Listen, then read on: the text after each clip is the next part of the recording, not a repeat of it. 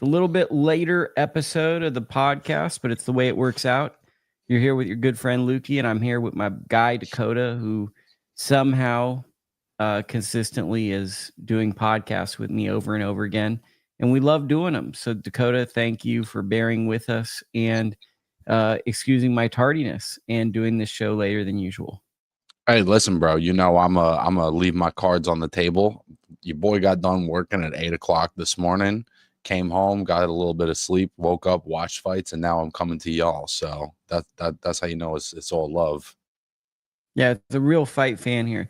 And Dakota didn't even actually watch the lead of the stream. So I'm actually going to set the stage and kind of do Please a do. monologue. I heard nothing but good things during that main event. Paulie and Algeria were just raving about it. So I want to do a monologue because this really, to me, was the fight of the week. And the shame is because Lester Martinez and Christian and Billy had like an utter classic, it's really going to go under the radar, right? Because it's going to be right now in boxing, I'm really enjoying boxing where we're at right now. And why am I enjoying boxing so much? I'm enjoying it because you have to kind of know something to watch boxing. It's like college football. If you don't know a little bit about college football, it's a little hard to watch college football because you might go, oh, I don't know what's going on with this game or that game. In boxing right now, you get these pro box cards, you get these MVP cards that maybe they don't have the biggest names, but you can produce a great fight and they're fun to watch, but you don't get that quote unquote casual interest. You don't get the clickbait videos out of it. And I quite love it. So let me go in on my monologue about this. You got Emiliano Moreno. He broke onto my radar when he fought Axel Melendez, who I thought was a real top up and comer. And that was the first time I saw him too. Well, I'd seen him before, but when he fought Axel Melendez, I thought that was a real 50-50 fight. Yep. You know, the Homo sapien, which is Melendez's nickname. By the way, if anyone's ever wants to know anything about Axel Melendez, go listen to Dakota's podcast with him. Dakota did like the best podcast ever with him. It's probably going to be like the definitive if you want to do any historical research on him. He's a guy who upset DeMontez Juicy Duncan, who was a really good amateur. Hell of a win. Really solid win. Took it on short notice. Fights Emiliano Moreno. They have a hard fight. Moreno wins. Really big physical guy. This year, he beats Cesar Francis. It was a close fight. Didn't love the stoppage. Stoppage gets ruled no contest, but he was being physical in the fight, and he showed he could compete at that level. And then he goes in and stops Eric Bonet, who's one of my guys. I love Eric Bonet. Pretty impressive performance. Moves up to junior middleweight, and he fights Raul Garcia. Now, Garcia is an interesting character because in the modern boxing world, 2 losses kind of make you think that a guy's a gatekeeper at this point with the way that the old rubric of boxing, oh, he's a gatekeeper, journeyman. So Raul Garcia's loss is to Vladimir Hernandez in what was an all-action fight. I don't know if you remember that, but that was just a knockdown, drag-out fight. And he lost to Leonardo Sanchez in a really, really entertaining fight. So if you look behind the numbers, this is the guy who went there.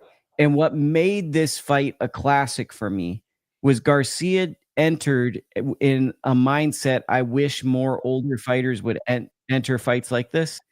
He entered from the perspective of, I don't want to be a stepping stone to this young kid. That was the mindset. I don't want to elevate him. And for Moreno, he was taking a leap both in a weight class, but also in the level of confidence and maybe the prime of a fighter. Garcia represented a different step. This to me was Moreno jumping into a contender status. He was a fringe prospect, fringe contender. He's right on that bubble if you were to win this. And what we saw was the limitations of both guys, but the motivations, hunger, and desire of Garcia and kind of the limitations of Moreno that he gets hit a bit really made for an absolutely amazing fight. One that built to the last minute, where at the fight ends in a bam, bam instant. Garcia lands a shot. Moreno slips, falls, touches the canvas. The referee rules a slip. Contentious, angry on both sides. I feel like the crowd really got into it. It's really rare to find fights, I find nowadays, where the crowd is motivated throughout the whole fight. And this fight kind of had all those elements that we look for. So I found it, I think that it was worthy of a lead to start the show. I think that's a great way to lead the show. Those are all kinds of fights, though. Yeah, I mean, to me it was. And then if you didn't watch the fight, By which the I way, should, I'm reading Julius's comment. They moved Moreno too quickly.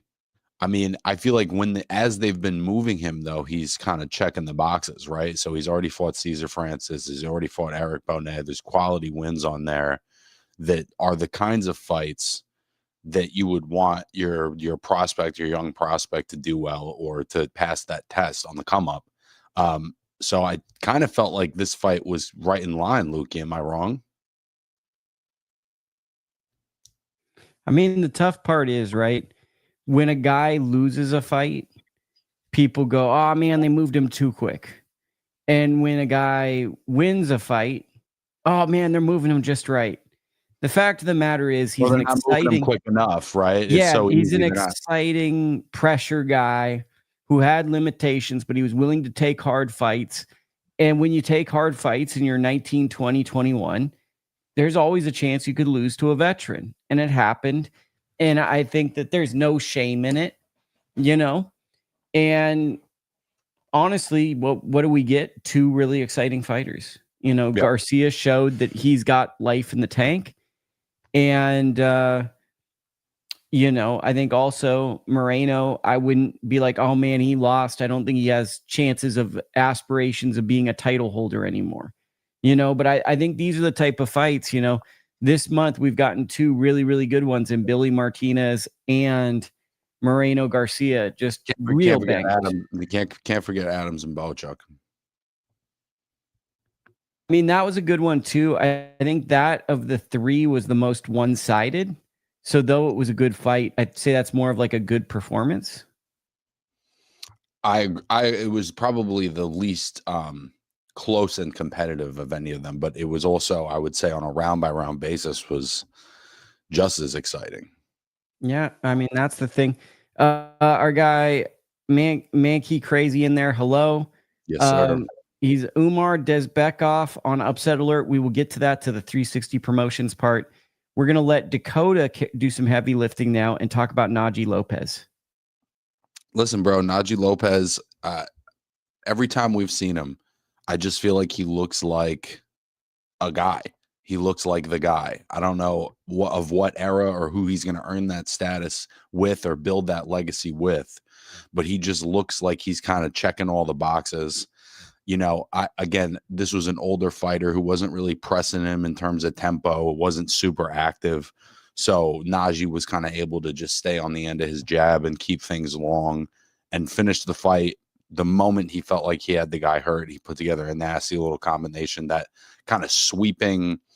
I like to call it the sweeper. It's that sweeping body shot that he kind of throws, and he landed it up top that time.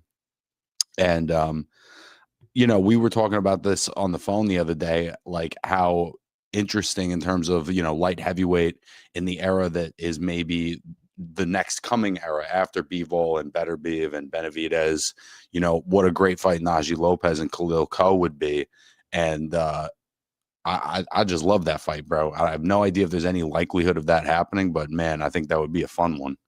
Well, unverified reports in our chat throw that out. Dakota, you kind of foreshadowed. Yeah, I have not heard that. But so in the chat, someone's speculating that Khalil-Ko is no longer fighting Jesse Hart. I've not seen any official releases on that. BoxRec still has it up there, but that's something to keep aware of. I mean, Najee's really, really exciting young fighter. I've liked him since the 2019 Oxnard Last Chance qualifiers. I saw him fight there. What I liked about this performance was Najee at times can get reckless and try to push the action and try to look for big shots. Thought this was his most composed performance that could go to a championship level. I thought the way he fought translates to championship boxing.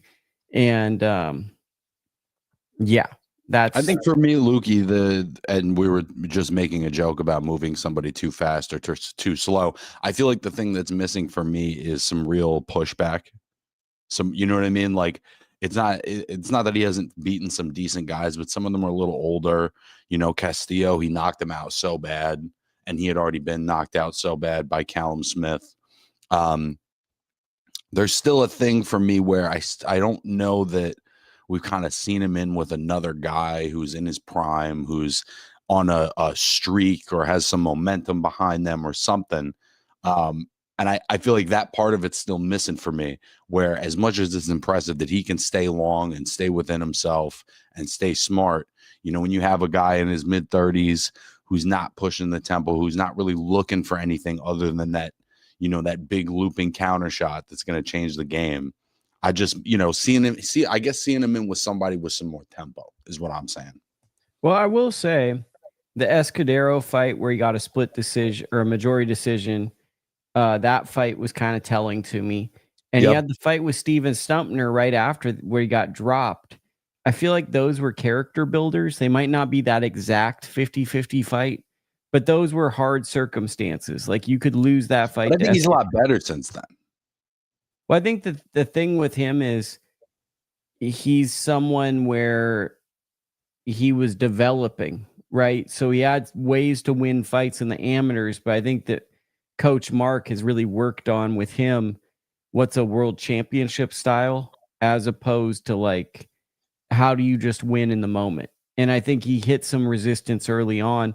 To me, I was just impressed with the composure he showed because he really felt like a main event fighter with the way he handled this performance. He was clearly more talented, more coordinated, but he didn't really rush a fight where I think the earlier Najee would have made it quicker, could have gotten it uglier, you know?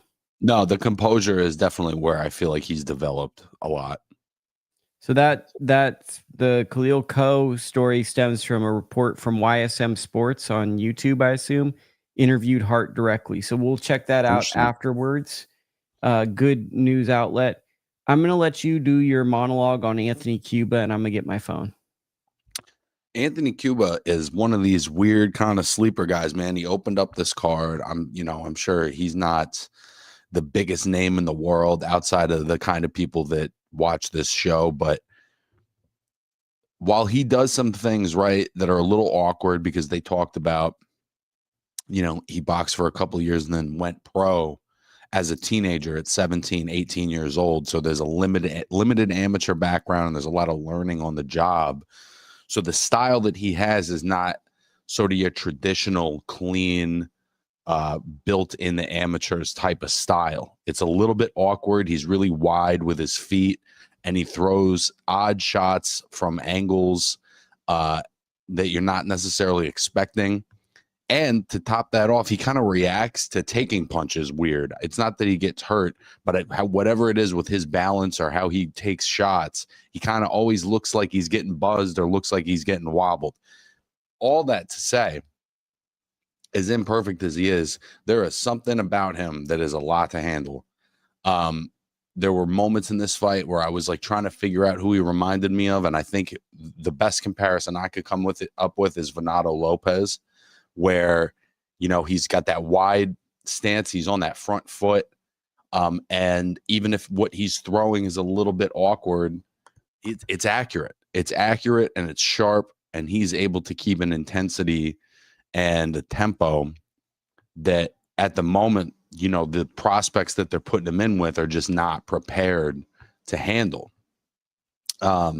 So I was really impressed with his performance. I think the other thing that I really like that he does, kind of a tricky veteran move, and sometimes you see Artur Beterbiev do it, is he walks you down with the touch shots, right? So he's almost like throwing little touch shots as he's moving forward. And then once he has you in position, that's where he lets go of his big shots. And while he's not the biggest puncher in the world, clearly he has enough pop to keep a guy like De Jesus honest and to keep him from just rushing in.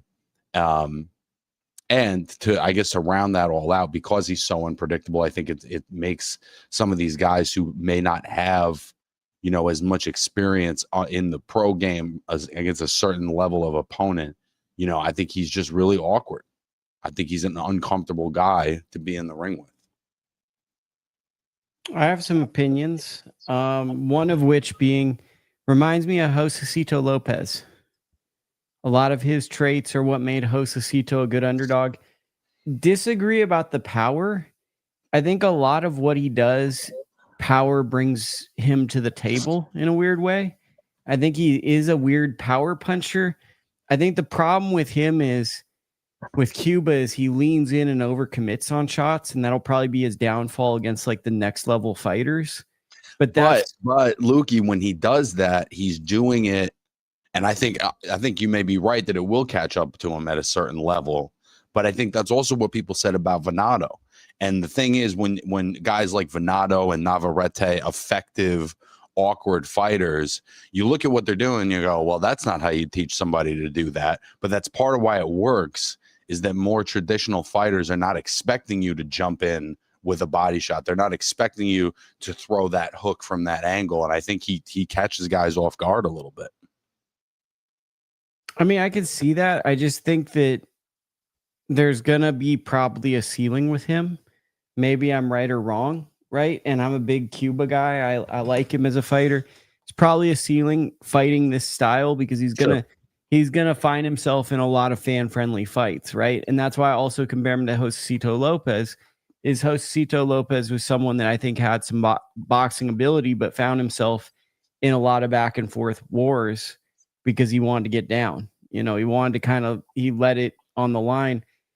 I think he's a good, solid action fighter who, if he gets the right opponent, could be someone who elevates to that next tier in the sport because he has elements of like a John Molina Jr. or a Josecito or one of those kind of TV action fighters who has enough power and is, you know, willing. I think the big thing about Cuba is, right, I see him as a flawed fighter at times, but he takes the chances required for him to pull off upsets. That's what I'm saying, bro. I just think he takes risks that guys are not expecting him to take or that you wouldn't advise a fighter to take, but it surprises, it surprises people. And you started to see in like, that 5th, 6th round where De Jesus started to have that look on his face where it was just uncomfortable being in there. I also want to give a shout out to my guy, Kevin Anton. Really friggin' real problem, man. This is a real problem in the junior middleweight division. 6'3". If Fundora didn't exist, everyone would talk about Kevin Anton as this big, tall guy in the division. I think he's a real top up and comer. I think he's a top up and comer, a pressure fighter, relentless, high volume. He stops Lucero, who just had a fight of the year type fight, split decision loss to Vladimir Hernandez. That fight probably did some damage that took some miles out of Lucero, but still to do that type of performance to him, pretty darn impressive to me. It was a good performance. What do you think of his prospects? He's another one where it's a little early in terms of the result, but the eye test is telling me that there's definitely something there. I will admit, though, this was not one of the fights I saw, but I've seen him before, and I liked what I saw. Yeah, and we got our guy Sam Contreras in the corner. And Sam, when he's there, he's pretty good at coaching. So, when Sam Contreras is involved, you got something cooking. We'll jump over to the MVP card. Kim Clavel beats Sol Cudos. What were your thoughts? That was a great fight, man. That was a really great high-level inside action fight. I haven't seen a lot of Clavel. I think I've seen her fight maybe twice, and especially since it's been a while and she's a little bit older, and especially in the lower weight classes, that can mean a little bit more just because of what it can take off of your reflexes and your reaction time.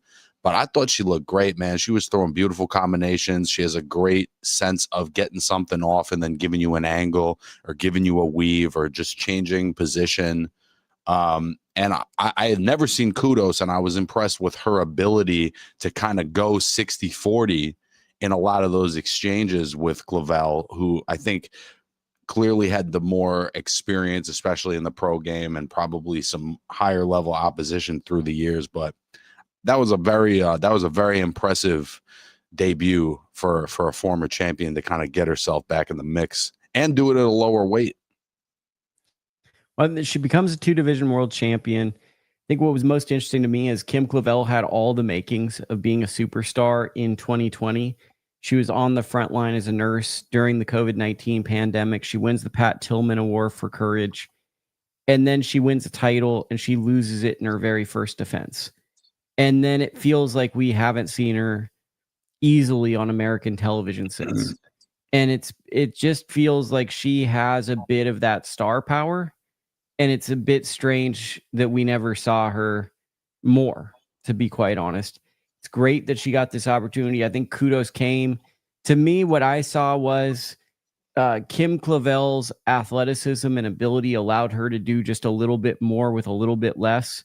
Whereas Sharper, Kudos had to more just accurate. kind of, she couldn't put sustained attacks together. She couldn't put things together in a good way.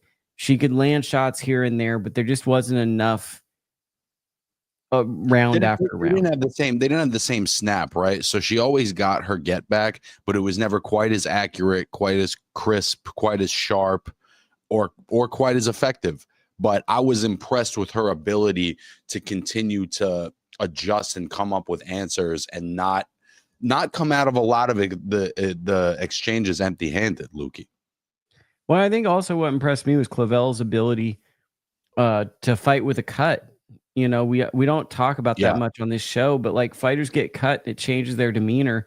I loved hearing her say, "I'm a nurse. I'm not scared of blood." She really didn't get affected by that. You know, they did a good job stopping it, but I didn't see her pawing at it. I didn't see her touching it. She stayed composed fighting, and I thought that was pretty. I thought that was pretty noteworthy because you don't see many fighters who keep fighting the same way when they're cut. It speaks to her professionalism and her experience and her pedigree, man. You know, even if you haven't seen much of her, like you said, I think it's clear that she has some of that it factor. You know, and I mean, kudos. Really maybe we see her again, maybe we don't, but really solid, durable fighter. And I think appreciated the performance from her, man. And I appreciate Yokasta Valle after probably one of the most non-social media era call-outs. Basically, two people being like, "Yeah, I respect you. Let's fight." It was beautiful. If they fight, who would you favor? That's a true 50-50 in my eyes, man, because I didn't know, you know, I didn't quite know what level Clavel was going to be at right now, and I was really impressed with the tempo that she was able to keep and the diversity in her offense. I mean, I might lean Valle, but that's a great fight, man, and I think it's definitely one worth making. It's a fight that needs to happen. I think Valle, for me, the one thing that stood out was she's a little bit bigger than her. Like, not just taller, she looks physically bigger. And that's the one thing I've always felt with Kim Clavel when she's had tough fights is people have been able to kind of push her around a little bit. And that would be my concern if she fought Yoka is. Well, and you know, Yoka's already fought with Sinisa and Marlene and been in at higher weights a couple of times. And so I think that having had those experiences will be the advantage for Valle for sure. Yeah, I think there's something real about Yoka too. You know, I'm saying Kim has that too, but I think with Yoka, the thing that worries me about Kim at times is she excessively moves. I shouldn't say excessively, but there's a lot of movement to her style. And I worry about if a pressure fighter that's effective fights her, could she get in a habit of ineffectively moving where she might tire herself out and she's not scoring, but she feels as though she's doing well and she's allowing the pressure fighter to get momentum. That's like kind of my concern stylistically. Sure. I think that makes sense. But and I think Valle's composure, she doesn't have that same thing. There's really very little excessive movement from Valle. I think from a stylistic matchup, that's what makes the fight so fun, right? Is that they have really contrasting styles, and those tend to be like the funnest fights. We'll switch over to Tamm Thibeault. What a difference a week makes. And I say that because last week we had Olivia Curry K. Scott, really a good fight, right? But then you see Tamm Thibeault. No disrespect to Curry or Scott, but you look at her and she doesn't have a belt. I think it would be hard for a fight fan to kind of go, I don't think she's the best women's middleweight. I mean, I think Right. she's the number one, even without a belt. I think she's the best fighter because for those that didn't see this fight, she stopped basically the first left hand that landed flush, knocked out her opponent. Yeah, it was a quickie. I can't remember the opponent's name, but she was completely out on her feet right when that first left hand got in, and then Thibeault kind of threw another little quick combination, and she went down, and that was really it. I mean, she showed a lot of courage to get up and to try, but I didn't. I thought it was a perfectly appropriate stoppage. She looked completely out on her feet, and that was part of what I was saying about the Curry fight, was that, you know, as much as it was entertaining, it was awesome, it was just a sloppier title fight than we're used to seeing. And seeing Tamm, I think, shows that contrast of what that really looks like. Well, there's two sides to a great fight, right? A fight of the year is fun for the fans, but it also means you're flawed as a fighter because it means that like something you do is like, I mean, typically a fight of the year means that like you have a deficiency, like a defensive deficiency or an offense deficiency, and someone's capitalizing on it. I felt like when Tamm probably watched that fight with those two was like, when do I get this fight? Right. That I mean, and I have a feeling that it'll be a similar situation where that first clean left hand, you know, as much as I think Curry has a great chin, they both had great chins. I can't imagine either of them being able to stand up to that type of offense. Undercard, what else did you see on this? There was the guy, the Canadian guy. Of course, now I'm not going to be able to remember his name. Bald Canadian guy that got a decision at welterweight. I thought that he was an interesting offensive fighter. Yeah. So that he got the 4th round knockout. Yeah, I really enjoyed watching him, and I thought the kid that he was fighting had some spunk to him. You know, he was really trying to respond, but it just wasn't quite enough. And I thought it was a great performance from that guy. Okay, and then Neville Tifac, the German Olympian turned pro. He never really did it for me as an amateur, not to be a hater on the front line. Pro performance, you know, he gets a stoppage. He fought a guy that, no disrespect to Romero Robles, he's like undefeated coming into the fight, pretty clearly wasn't in shape. So it's kind of hard to assess that early on. I think the big story of the undercard was, let me get her name right because, you know, we should do this right. Federica Macri defeated Naomy Valle, the sister of Yokasta Valle. And the way Macri did it was through physicality. Naomy Valle, what we learned in this fight, does not handle physicality very well. And this, to me, was a much closer fight on my scorecard. I felt like it could have kind of gone either way, but the judges scored the physicality. Valle lost a point in this fight for holding.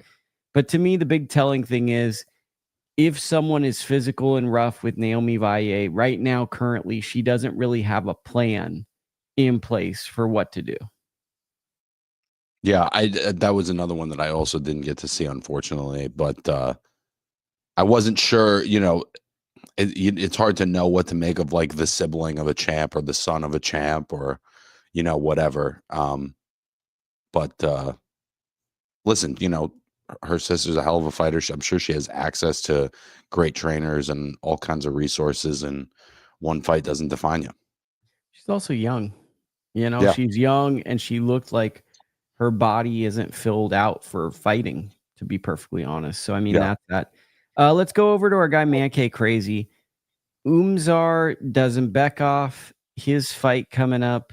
He's fighting. And by the way, we're going to once again be doing a weird time podcast next week because it's my birthday next week and I am not going to be podcasting more than likely on the road. So it'll probably be a Tuesday or a Wednesday that we do a podcast. But yeah, that's what we got going on. And the big fights this week are Cecilia Braekhus. Cecilia Braekhus is taking on Emma Kozen. It's a fight in Norway for titles. It's probably, I think it's Cecilia Braekhus' last fight. And then we have a 360 promotions card. Daniel Chucky Barrera against Mario Hernandez, who just pulled off an upset. We got Umar Dzambekov taking on Artem Brusov. We got my guy Cain Sandoval on the undercard, and we got right hook Roxy. Where do you want to start, Dakota? Well, I guess talking about the legacy of Cecilia is probably the most significant thing about that card. Sure. And Cecilia was a champion and a pound for pound type of fighter, kind of just in this weird in between era, right? It was after the Layla Ali and Wolf era, but it was kind of right before the Katie Taylor, Amanda Serrano era. And she rounded out the HBO broadcast, right? She was the last championship fight that they televised. And even at that point, she was like a little bit older already. But between the longevity and being a pound for pound type of fighter and talent in a transition of women's boxing that has brought it to a higher level, I think there's no denying her significance in the sport's history. Well, I think also just on a basic fact, she helped get boxing legalized in Norway. So she's actually a culturally relevant fighter because she allowed for boxing to exist in a place that I like a lot, Norway, where they held their first fight because of her. I think the thing with Braekhus is, like you said, it was between eras. It was kind of, I'd say she was probably a little before Amanda Serrano started to come up. I remember like Amanda Serrano, Cecilia Braekhus, they were all kind of starting to get noise around the same time, but she was kind of like, right? There was some overlap with Claressa's early pro career. I mean, there was, but that like when Claressa turned pro, Braekhus was at a different point. Like it was, that was when she was starting to be the older version of a fighter she is. The version I'm thinking of is word of mouth. This is the best female. This is the best women's boxer in the world, but you haven't seen her. It was very Jorge Linares early internet days where I couldn't see him, but everyone was telling me this guy is really effing good. You need to see him. Yeah. I think, what do you make of her longevity, Lukey? Because obviously there's now been like an almost 7-year period of her fighting as that older distinguished champion, right? But there are also fighters that can make something of that time in their careers. I've known Nito Donaire is the first example that comes to my mind, where even in the the back part of their career, they're able to do things of significance that people are not necessarily expecting. And I'm not saying it was the greatest performance in the world, but her getting that draw with Terry Harper when she's in her 40s, like she just hasn't had that performance where it's like, all right, it really is time to wrap it up with the sport. She's always kind of hung around, Well, I think she's a true vet, and she's always been a true professional. And I think that it was a weird era, right? Because it was right when HBO was leaving boxing. Big Golovkin, big Canelo Golovkin talks. It was, who can we get 2 action fighters on TV for a fight? Chocolatito's kind of at the end. Rung Vasai emerges, but Rung Vasai had no traction because he just was awkward. He could fight, but there wasn't really anything to market with him. So it was a weird era of HBO where we're coming out of guys like Lomachenko, Sergey Kovalev, Gennady Golovkin, where it was kind of like this new era of Eastern European fighters. And then it felt like that second half of the last decade on HBO was, this is who we've got. A lot of fighters left. This is who's on the network. And it was a strange mishmash for her. I feel like she never got that defining fight during that time. Right. I think that's the unfortunate part of her career. Not that her career is unfortunate. She's an all-time great. But I always marvel at longevity, Lukey. I just do. It's not easy. There's a lot of people that are really special for a really short period of time, and then there's people that are able to hang on to relevance for 20 plus years. And it just, in a sport like boxing, I think that it's an underrated, underappreciated quality. I think the one thing that kind of hurt her was Jessica McCaskill, who I think is a pretty good fighter, a really good fighter, but never seen as a technician, kind of outworked her and had a style that was just tough for her to solve. It's kind of a Sean Porter approach to boxing. And having those back-to-back losses with so many title defenses, I think that kind of was a tough one for some people. For me, I'm like you. I marvel at the fact that this is someone that was an elite amateur in 2005, and they're competing in 2025 at the highest level of the sport.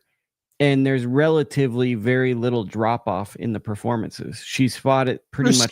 But like, you know, even having some drop off to continue to be able to maintain your position, I think is impressive. I mean, the drop off is very like she's still I'd say the one thing I'd knock Braekhus on is she fought an older fighter style very early on. So as she's gotten older, I think that's contributed. I think a lot of fighters that have longevity, they fight old when they're young. Like Bernard Hopkins never really used his youthful gifts. When he was the executioner, he was looking for knockouts, but he was always a cerebral, had a cerebral approach to the game. Floyd was let his youthful energy go and stopped guys, but he was also a guy that picked his shots. Like I feel like Arislandi Lara is going to fight until God knows who knows when.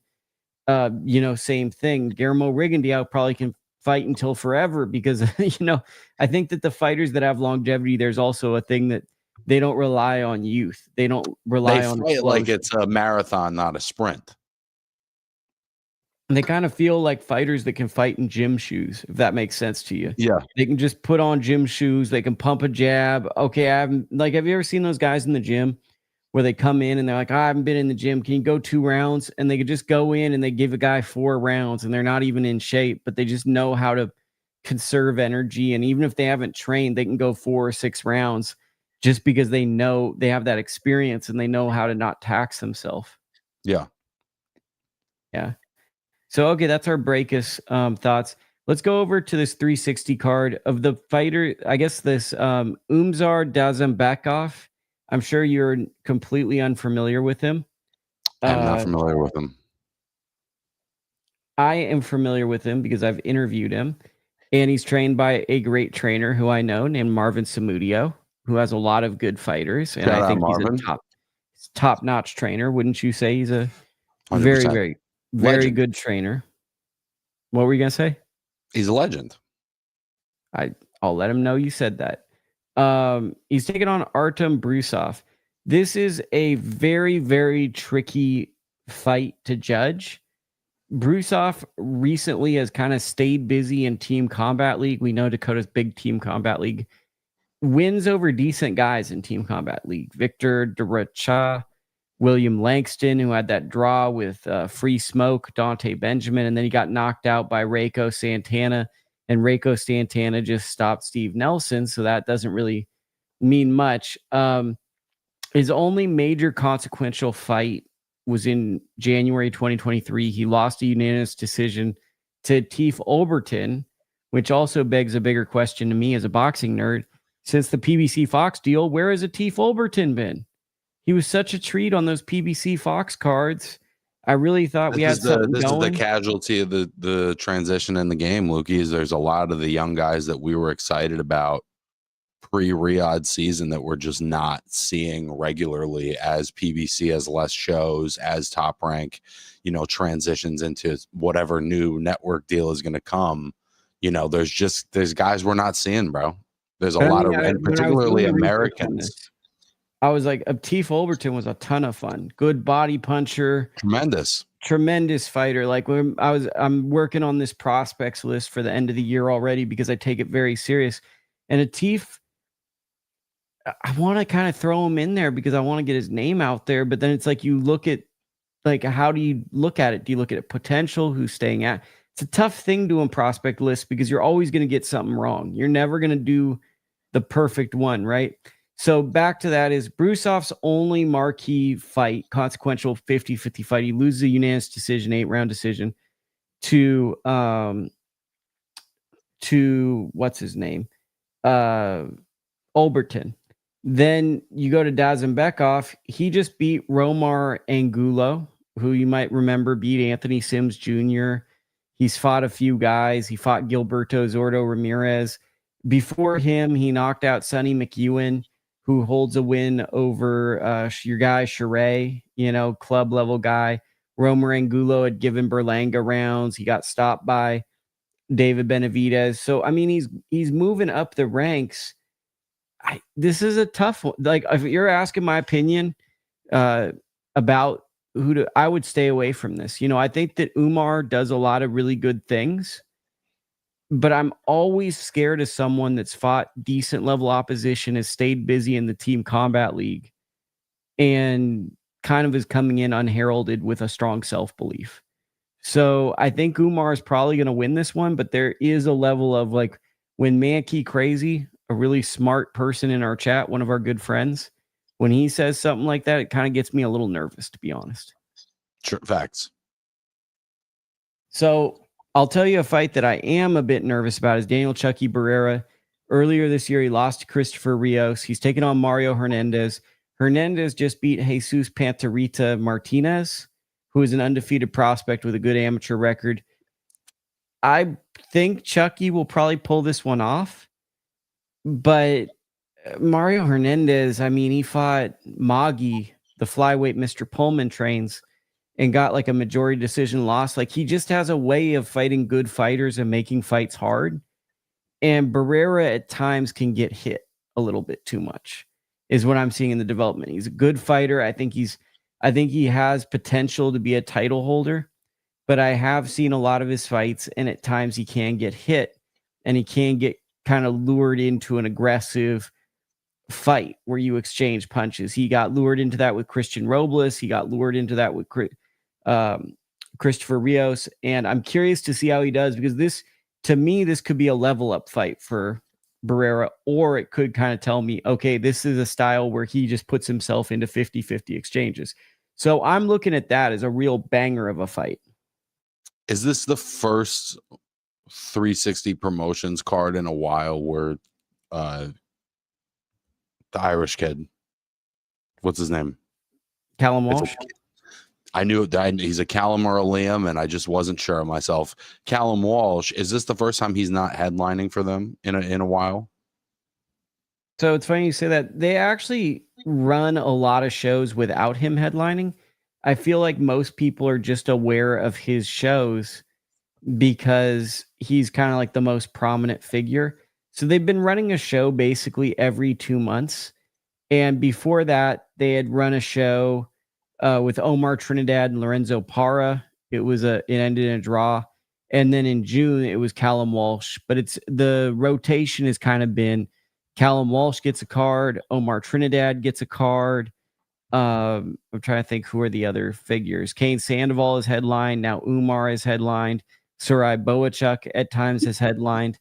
That's kind of the rotation for 360 of people they trust atop the card. Well, I tell you what, if Callum Walsh had a nickname like Hot Sauce, I'd never forget his fucking name again. King Callum. Mankey Crazy. Marvin is Stanionis' trainer. I actually have intel about that. Are you ready for this? It's an exclusive. So Stanionis actually fights. I think he fought this week. So you'd have to go and look on the internets. He fought back in Lithuania. Marvin is his trainer, but Stanionis did his camp in Lithuania because it was going to be too difficult, from what I understand, for him to come back to the United States for this camp. It was a smaller fight. It seems like a stay busy type fight, a fight to get him back on his winning ways.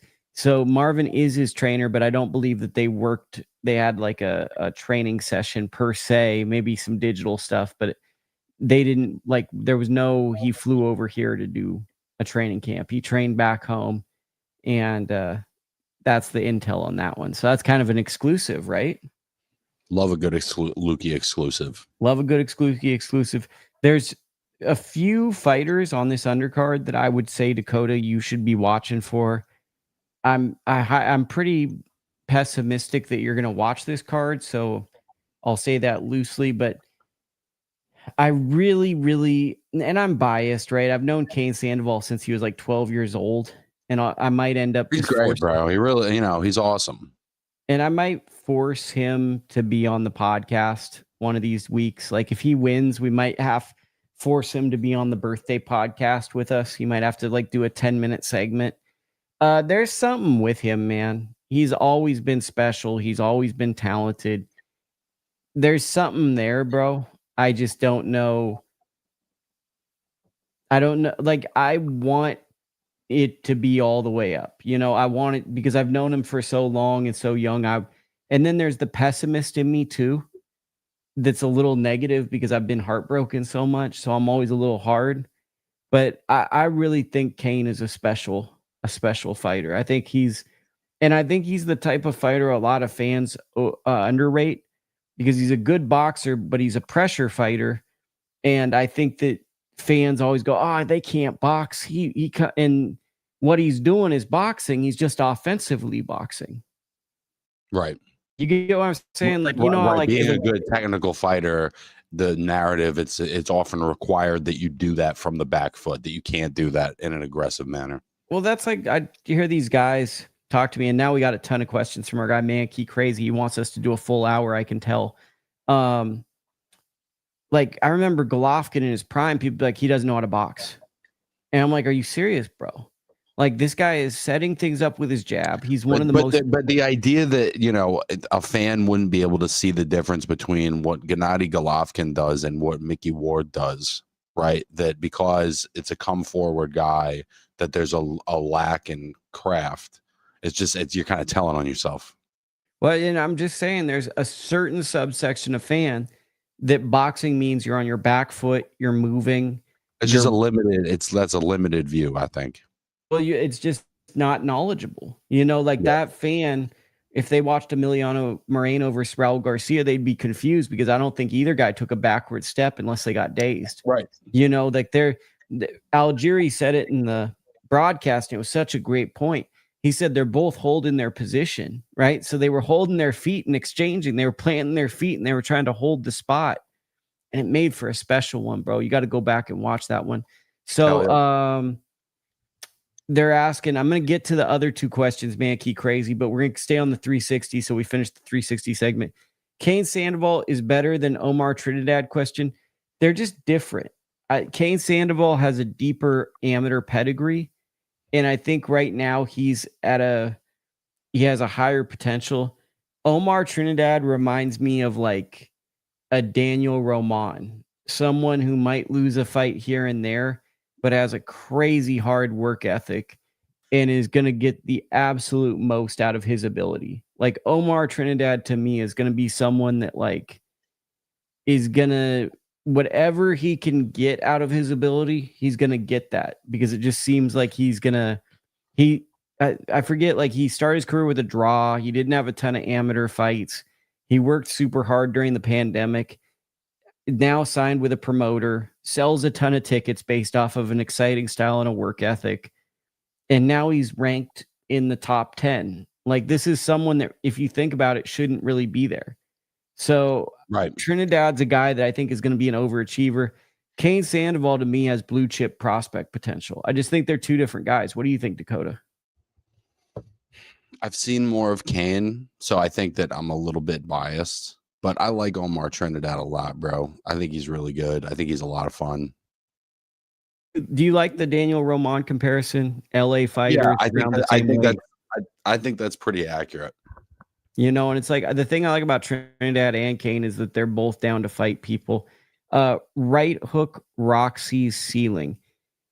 I'm really high on Right Hook Roxy. I think her ceiling is to be the women's boxing version of Ryan Garcia. I think that she has the Instagram. I think she's got her fucking head on her shoulders a little more square, bub. No, but what I'm saying is like I think that she has the appeal to reach a social media audience. She's like a young person who understands social media and kind of has that social media element to her. Good puncher. I think that there's things that she can possibly work on in the future. I always think there's going to be certain things that might give her, but that's with every fighter. I think that she's got good power, good explosion, very marketable. I think that to me, I'm very high on Roxy. I think that in 2020, I did the best women's boxers not signed, and she was the number one fighter I would have signed from that 2020 Olympic class or that amateur class. Because I just thought there were so many special things about her. And that I think that she could be a long reigning champion and one of the bigger names in the division if everything goes well. I've loved everything I've seen from her, man. She's got all the pieces, and like you said, I totally understand what you're saying with the Ryan Garcia connection, but I think that there might even be a little more upside long term. Yeah, I mean, I think that she has the rare quality of being someone where like guys are like, whoa, look at this hot girl at a weigh-in, and then she knocks someone out. And I think that's going to be the magic formula for there to be a Ronda Rousey in boxing. And she has some of that, you know what I mean? Where people are like, whoa, this girl could be in the swimsuit edition, but then she gets like this crazy viral knockout because I think she's a really, really hard puncher.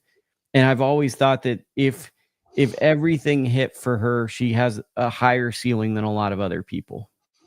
Yeah, she's not and this is not a disrespect to any of these fighters, but she's not an Ebony Bridges, right? There's I think more substance to what she's doing in the ring. But I want to defend Ebony too. Ebony is someone who has a crazy work ethic. So though she had all that was not a shot at her, but like I think that there's always been an imbalance with her level of fame and her skill, and I think that the fact that she's attractive and she's a model and her personality and who she is outside the ring allowed for some of that fast tracking. And that doesn't mean there was no substance to her as a fighter. There absolutely was. But I think that with Right Hook Roxy, as much as she has some of that same kind of thing, I think that there's a real like pound for pound talent there. For sure. How many years do you do this show before we can nominate you for the Boxing Hall of Fame? I mean, I feel like we got to be invested. We got to do it for a while. I mean, you can't get nominated for the Boxing Hall of Fame without doing it for at least 10 years. Like you got to really, it's like alcohol abuse versus alcoholism. You got to have at least 7 years of alcohol abuse before you're an alcoholic, right? Like alcoholism comes with time. So a nominee comes to, I would say, 10 to 15 years of quality programming. What do you think, Dakota? That's a long time, bro. I mean, listen, we've been doing this now for a couple of years, and we love that fans like Mankey Crazy and so many of the other hardcore fans join us every week. It means a lot. And I'm glad that, you as knowledgeable boxing fans, make your choice to spend Sunday with us. And they're not fans. They're our listeners and they're our friends. If we saw them at a fight, they're those guys that listen to the show. No, I meant fight fans. They're the third they're our people. Yeah, they're the third co-host. Yeah, I want to clarify that because I don't like it when people are like, "Oh, our fans of the show." No, these are that's not what I was people. saying. Their arm around us. We see at a show, say, "What's up, bub? We'll get you a slice of pizza." Mankey Crazy said Brandon Glanton to be upset by Marcus Brown. So in case that no one knows, on Wednesday on DAZN, there's a fight in Lagos between cruiserweight Brandon Glanton and Marcus Brown, and that is a sneaky good fight. I don't know what to make of Marcus Brown at this juncture. I haven't seen him since the Better Beef fight. I have no idea how he'll be as a cruiserweight, but I always thought very highly of his skill set. I do know that Brandon Glanton is very, very effing intense. He's one of the most. He's one of the most intense interviews I've ever done. And his secret to boxing is that he's just a very intense person who comes in with the intention. Like he says something that I always think about, where he said that I'm not trying to win a fight. I'm trying to accumulate damage on my opponent, because the more damage I do, winning will be a byproduct of that. And I felt like that was a very, very scary Mighty Brooke Siberian. She wants the fight with the Valles. She said, what's What up, champ? Lukey and Dakota? What up, Brooke? We'll have to get you back on here. Mankey Crazy. Dan Aziz is fighting a 40-year-old in a 6-rounder. I mean, let my guy Dan cook, If Dan still wants to go get his rounds in, I feel like he had a hard journey to the point where he's at. Don't you think, like, if this guy's trying to get his hustle on for maybe one more big fight, that he can do it? Listen, if Jake Paul and Tank Davis can fight, Dan Aziz can do whatever he wants. Okay, and Willie Hutchinson being set up for a big fight? Probably. I don't know what you're referencing, but probably. I will say this.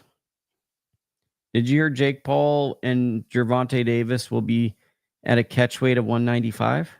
I did. We talked about it the other day, and it's absolutely insane. And I almost can't follow it, Lukey. I almost can't even give it the time of day. Go on a mini rant.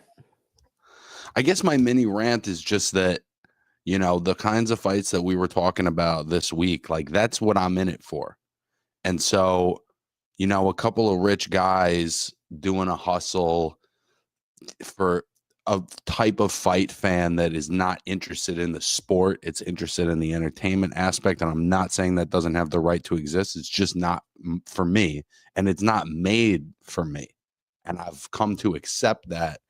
And thinking about Tank Davis putting on 60 pounds for an exhibition with a heavyweight is just not interesting to me.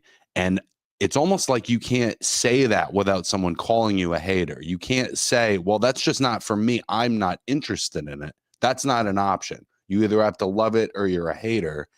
And it's just weird, Lukey. I don't have to fucking like it.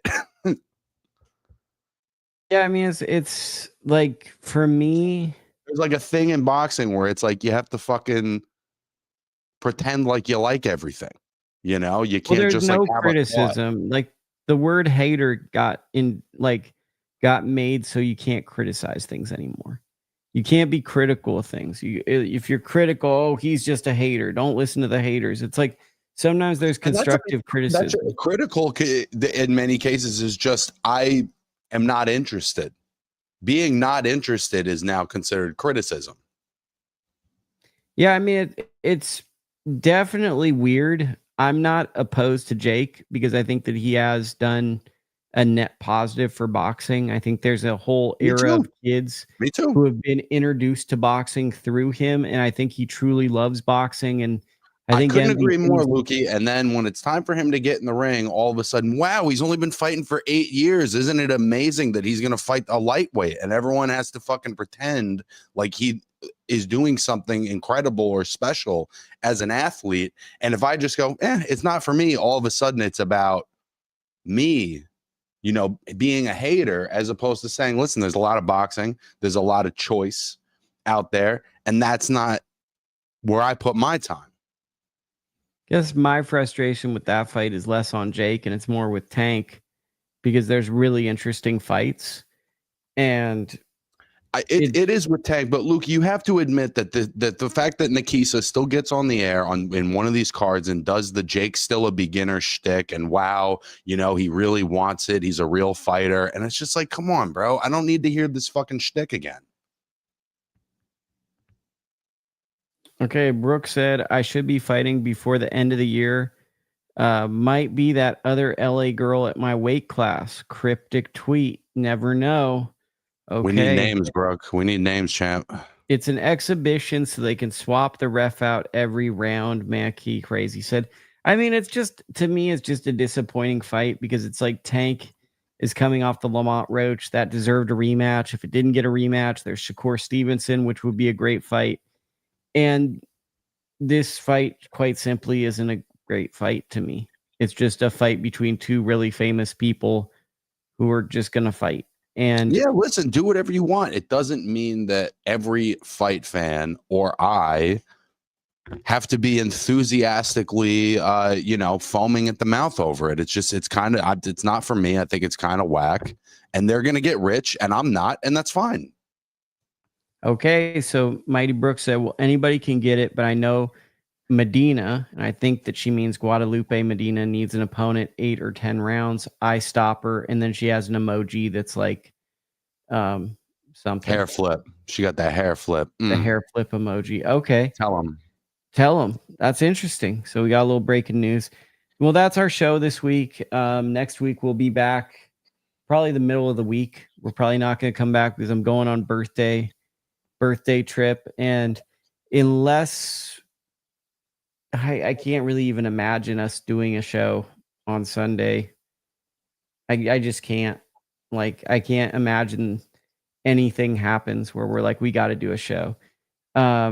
Definitely not in the works, but anything can happen, Brooke said. Okay, so she's just calling her out. That's our show this week. I'm glad we got it in for everybody. Dakota, what can you tell people? What can I tell people? I can tell them many things, but I can also tell them to check me out on the Lukey Boxing Show every week. Check me out on ITR Boxing.